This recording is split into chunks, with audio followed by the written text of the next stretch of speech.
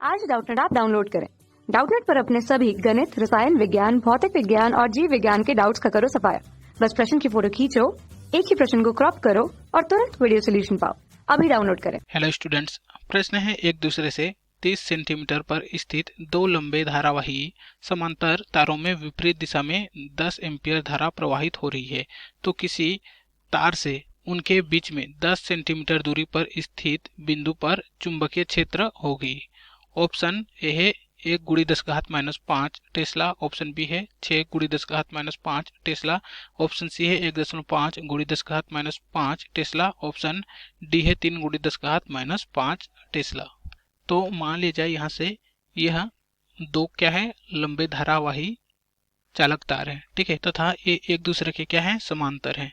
तथा मान लिया जाए यहाँ से इन दोनों के बीच की दूरी यह है स्मॉल एल, तो यहाँ से हमें दिया गया है इन दोनों के बीच की दूरी कितना है, यह है 30 सेंटीमीटर, ठीक है, तो ये हो जाएगा 30 सेंटीमीटर।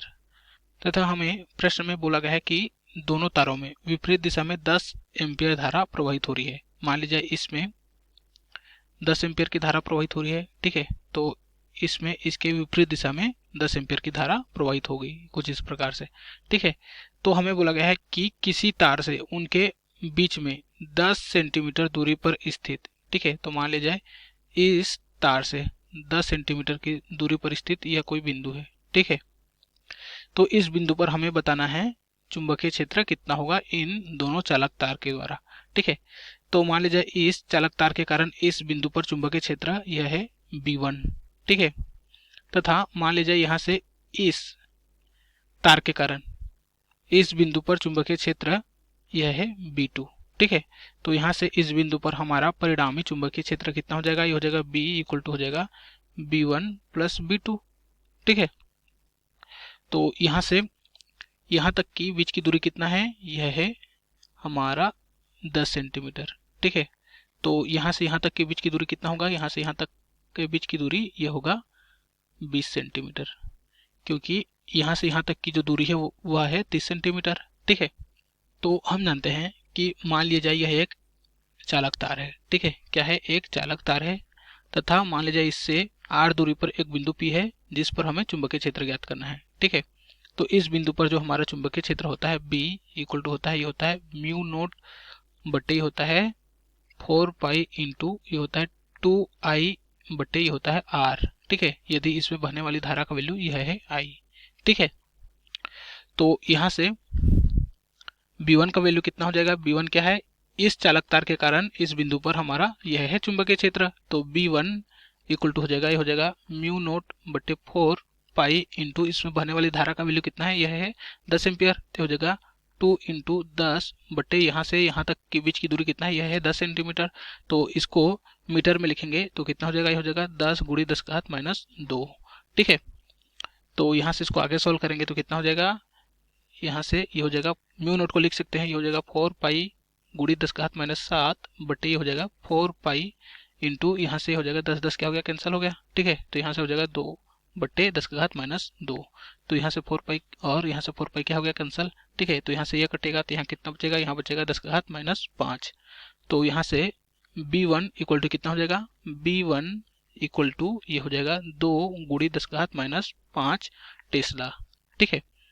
तो यहाँ से इस चालक तार के कारण इस बिंदु पर हमारे चुंबकीय क्षेत्र का मान कितना गया, यह आ गया 2 × 10⁻⁵ टेस्ला। अब इस चालक तार के कारण इस बिंदु पर चुंबकीय क्षेत्र कितना है, यह है B2, तो यहाँ से B2 = कितना हो जाएगा, ये हो जाएगा μ0/4π × 2 × इसमें बहने वाली धारा का वैल्यू कितना है, यह है 10 एम्पियर, तो ये हो जाएगा 10/, यहाँ से इस चालक तार से इस बिंदु के बीच की दूरी कितना है, यह है 20 सेंटीमीटर, तो इसको मीटर में लिखेंगे तो ये हो जाएगा 20 × 10⁻², ठीक है। तो यहाँ से इसको आगे सॉल्व करेंगे तो ये हो जाएगा B2 = कितना हो जाएगा, μ0 को लिख सकते हैं, ये हो जाएगा 4π ×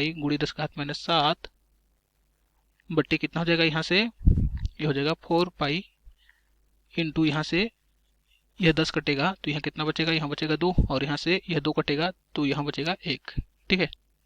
तो यह हो जाएगा 1/10⁻², तो यहाँ से 4 बाई की क्या हो गया, कैंसिल हो गया। और उसी प्रकार यहाँ से 10 का घात माइनस 2 यहाँ कटेगा, तो यहाँ कितना बचेगा, यहाँ बचेगा 10 का घात माइनस 5। ठीक है, तो यहाँ से B2 इक्वल टू कितना हो जाएगा, ये हो जाएगा 1 गुणी 10 का घात माइनस 5।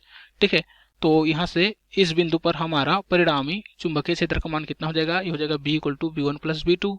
तो यहाँ से B इक्वल टू हो जाएगा B1 plus B2 equal to हो जाएगा B1 का वैल्यू कितना है, यह है 2 गुणी 10 का घात माइनस 5 टेस्ला। ठीक है, प्लस हो जाएगा B2 का वैल्यू है, यह है 1 गुणी 10 का घात माइनस 5 टेस्ला। ठीक है, तो यहाँ से B इक्वल टू कितना हो जाएगा, ये हो जाएगा 3 गुणी 10 का घात माइनस 5 टेस्ला। तो ये हो जाएगा हमारा आंसर जो हमें प्रश्न में पूछा गया था। तो यहाँ से हमारा आंसर हो जाएगा ऑप्शन डी, 3 गुणी 10 का घात माइनस 5 टेस्ला। धन्यवाद। कक्षा 6 से 12वीं से लेकर नीट, IIT, JEE वो एडवांस के लेवल तक 1 करोड़ से ज्यादा छात्रों का भरोसा। आज ही डाउनलोड करें डाउटनेट ऐप या व्हाट्सएप करें अपने सारे डाउट्स 8400 400 400 पर।